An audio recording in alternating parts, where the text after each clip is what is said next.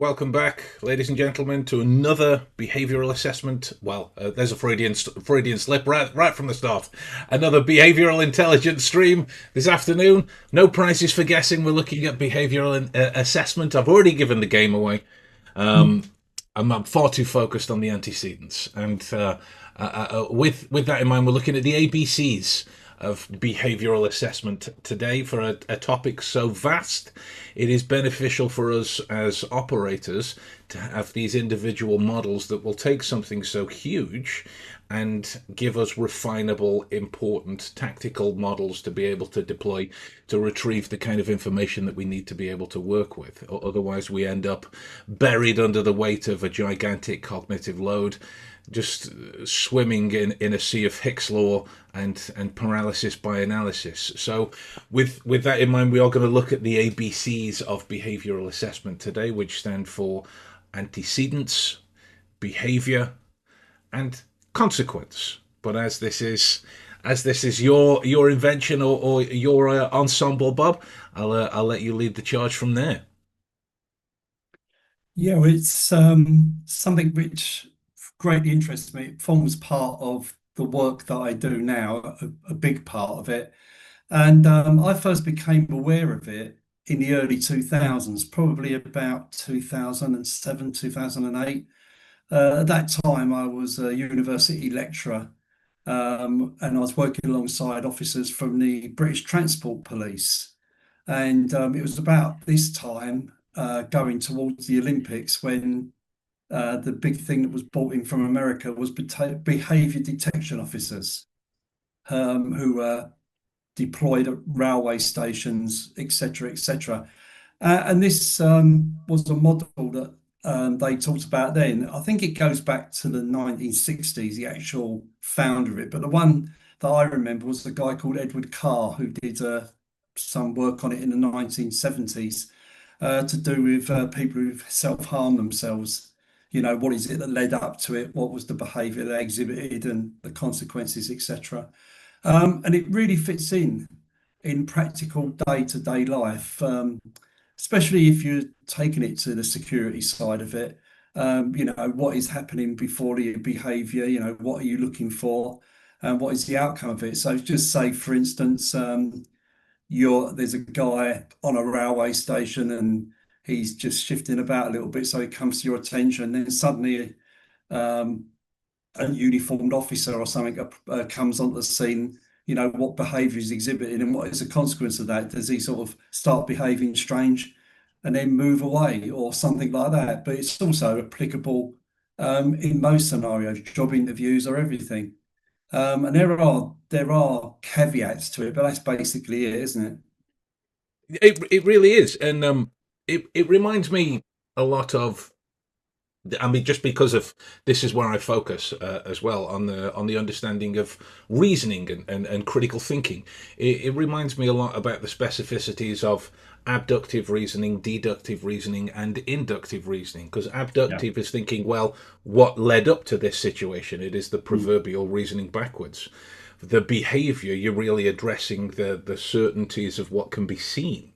What is the behavior, and that is a deductively reasoned Mm. observation or a question, and then inductively we can ask what is the most likely consequence that happens as a result. So there is a uniquely strong framework Mm. that this is built on, and the the simpler. Well, I always kind of have this sort of internal dissonance about the term simpler, because simpler doesn't always mean simple.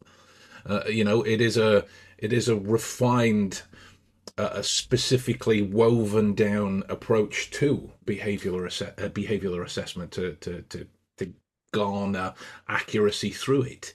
So please don't misinterpret when I say uh, a simpler a simpler Mm. standpoint, that it is simple. It is targeted. It is Mm. refined in its approach. But it can start with something as simple as what happened before the behaviour.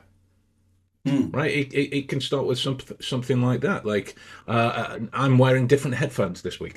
Right. That's an easy observation that people will get from this kind of dynamic. There's very little else to see, but I am wearing different headphones. So what would have led up to that? That choice of wearing different headphones is a way to understand the behavior of wearing them right now, and the consequence. Well, other than uncomfortably warm ears. There's not really a lot of consequences at the moment other than that. I can hear you very well, and we were able to blot out the sound of life around. But this is that approaching question of changing it from situation to situation, right?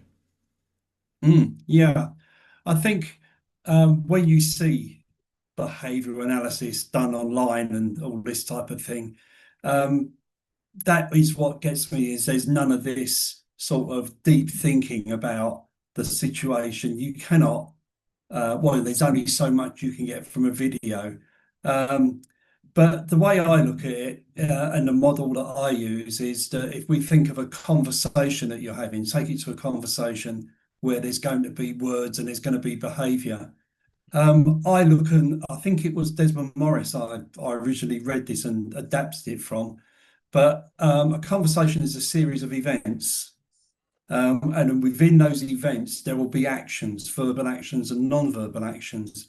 And over the course of that conversation, once you've got, you understand a person's normative behavior, their repertoire, you can then start to see instances where something different happens. That's an event. And you think, well, what's the antecedents? What led up to that? What were we talking about? In a sales conversation, it could be that you've just introduced the concept of that you're going to buy this or that there's that type of thing and see how they respond to it, the behavior is, and then the consequences. Are they happy with it or do I move on to something else and come back to it later? So it's everyone thinks behavior analysis is just sitting there looking and saying, this means this means that, this means that. It's not like that. The antecedents is usually the trigger for the behavior, and then you can see the consequence of that behavior. Absolutely. Absolutely. Just to say a good afternoon, good morning, and good evening to everyone watching. We've got a few comments come in. Hello, you guys. Any questions? Pop them in the chat, and we will get to them post haste. But yeah, exactly right. If I were forced, kind of gun to my head scenario to describe the purpose and the use of these specific ABCs, it is a way to understand the patterns that you see in the moment, because the patterns that you see in the moment started before you saw them, and they will finish after you stop seeing. That will change from situation to situation, of course, but there is something uniquely definitive about these ABCs that this kind of surface-based analysis doesn't really get you.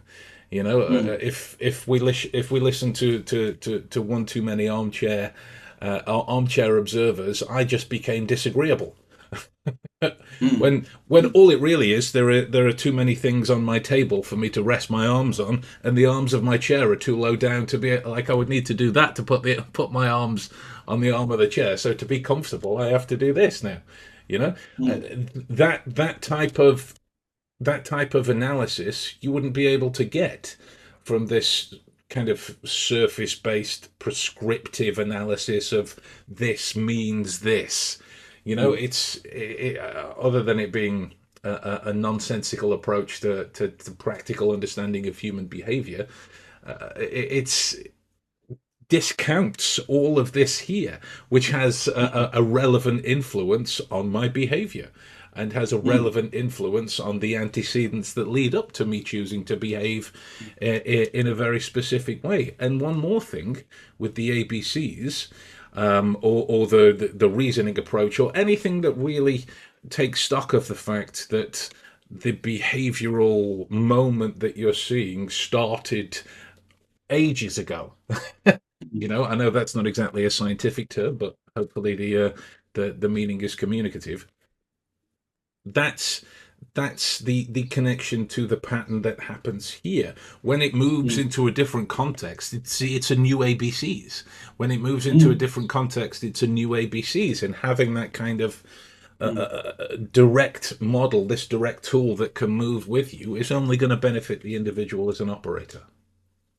Yeah, sure. And it's about timing as well, where it's timed within that interaction. If we're talking about a conversation, I always say to people that the first few minutes are very important, but you shouldn't um, read too much into that person's behavior within that time because you haven't had time for it to settle down. But you can gauge during that initial interaction what type of conversation they may want to have.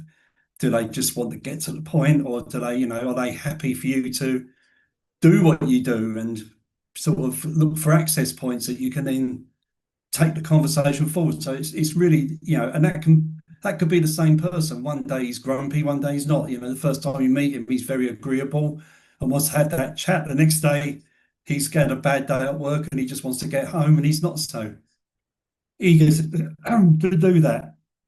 But this Absolutely. is behavioral analysis can only occur after a certain amount of time. You cannot do it.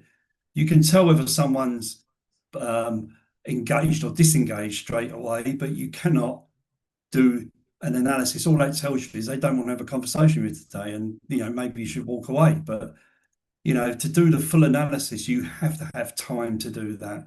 And anyone who tells you different is being disingenuous, I think. Agreed. Agreed. So we've got a few questions come in. Let's take them one at a time. Mr. Jean says, if we meet someone and don't have enough time to build a repertoire, should we only work with the information we have, or are there other approaches that you would suggest? I think it comes down to that I think there's only three types of conversations that people want. They want a help conversation, a hug conversation, or to be heard. And if they want to be helped, if that when we say help, it's just that there's no emotional attachment to it. And I think you can tell what type of conversation someone wants to be in quite early on, and that will give you some idea about what approach you should take. So it's very, very important, I think, is to engineer a situation, if at all possible, where the person is doing most of the talking. Because right, whether they consciously or unconsciously, they will give their motives and for their behaviour, either directly or indirectly, if you speak to them, if they're Uh, given uh, that space to do it. yeah, yeah, agreed. Um, Pascal says, in my honest opinion, in behavioral analysis, it is what happens before the behavior that is important to understand why the person is acting in the way that they are. And then Mr. Jane follows up with, what about what is going to happen? For example, the expectation for something that causes anxiety. Mm. So when dealing with the ABCs, is that particularly connected to the likelihood of what is going to happen, or does that require more?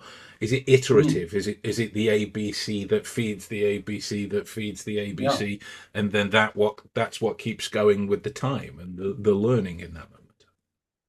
Yeah, I think a while ago, well, quite a while ago now, I was speaking to our colleague Jim, and we were talking about when the police officer pulls a car over at night and is wandering up to the car. So you've got the antecedents is that he's seen this car and he's pulled it over, and the behaviour of the person in the car um, could be jittery, but then again, it could be calm or whatever, and the consequences of that is how the officer will what behavior he sees from the person in the car will probably um, the consequence of that officer drawing his gun, I suppose, or be more tactile when he's approaching him. So yeah, I think it is I think what we've got to understand about this is that if we get one ABC, that's probably not enough on its own. We need to then validate it to make sure that you've got the right idea.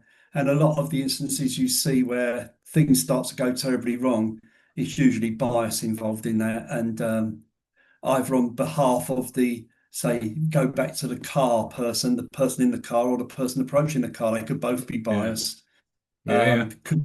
Could be a certain ethnic group sitting in the car, and he thinks, "Oh, I'm only being stopped because of this," and Mm. the officer may have are prejudiced for the same reason about people like that are always like this, and it can happen. Then you get miscommunication, and that's when it all starts to go wrong. Yeah, agreed. Mr. Jane makes an observation that some people say that he is very energetic and friendly, while others say that he's closed and reserved just because of the day that they met him. It's exactly. Behavior isn't binary. We say it often enough. And whatever conversation, and this is something which I'd impress on people. And having just worked with a car manufacturing company, they say, well, he's always obnoxious. No, he's not. He's not always obnoxious. I'm sure he's a nice guy when he's speaking to someone else. It's just that he's got maybe some sort of adversity to someone attempting to sell him a vehicle in the way you're doing it. There is a difference there. And people can change from day to day as well. And those moments, Or with, go on. with conversation, even. Mm, yeah, agreed. All I was going to say is in those moments as well. It's the capacity for the operator to have some kind of whether it be cognitive flexibility or technical flexibility in how they're working. Because like if you think of um, like a TSA agent, somebody Mm, checking bags at the airport has seen that that one of the people flying has seen that their bag has been flagged, and they start with the clenched fists and the tense jaw and the eyes darting here, there, and everywhere. That's an observation of an antecedent for sure. But to immediately stick to that being a sign of nervousness then mm, informs your understanding of the behavior and affects the possible consequences by default because of how you are meeting that through a bias, whatever that is in the moment, will be specific to the individual. But this is the benefit of the continual assessment. It's one of the mm. books, and I love it, but I might be biased in my love of the book. Let's put that on the table. But it's called The Shallows by Nicholas Carr. And Yeah, one of the things that he speaks about is continuous partial attention, and it's this notion of I spoke about it in the TED talk. It's this notion of always consuming data, but never really interacting, never really analyzing it to the degree that it needs to be analyzed, and that's where bias sits in those moments of continuously sifting through. That's why doom scrolling headlines is a great way to go. LA's on fire. Nuclear wars are coming, and all of this type of thing, without looking at the major details, at looking a little bit further in those mm, moments. This is exactly the benefit of the ABCs, realizing that it is an iterative process. It never really stops until the no. conversation stops or the moment stops or you part, Mm. and in that case, what's most likely for us as operators is we'll go off and ABC someone else instead. Yeah, yeah, yeah. The thing about it is that from real time behavioral analysis, Mm, it would be impossible to analyze every event that happens in a conversation. So you are looking to establish, what is the wheat and what is the chaff from it. And so when you see that, you will see something happen. And if you're very good at your job, then you are creating those opportunities yourself by using triggers to see what the behavior response is. But during an ordinary conversation, you will see, and we've all, I'm sure everyone who's listening or watching this will have had moments when you think, well, that was a bit odd, because they've done something in that conversation that is sticking out a little bit. And it's almost like them waving a flag at you, either consciously or unconsciously. It could be that they've stated something that that they want you to, because they're playing a game. They're saying to you, "I want to talk about that," but they don't want to introduce it. Or it could be that they're withholding something, which is just as much as saying something. It's not saying something, and these are all what you're looking for. But if you're focused on the being involved in the conversation, like doing most of the talking or whatever, then you're reducing your chances of spotting those type of things because they will come amongst the massive data that's coming at you. And it's about the skill of behavioral analysis is to be able to know what you need to be focusing on, and when it comes up, recognizing it, thinking, well, what just happened before? And Yeah. what has happened after it? Have they just shoved it in there and then gone on to something else, or have they shoved it in there and then there's a break in the flow of the conversation for a microsecond, which is them flagging it up to you or whatever? Yeah, well, I agree. That's one of the reasons why, excuse me, technology can't do this. No. And it's connected to something Pascal says here.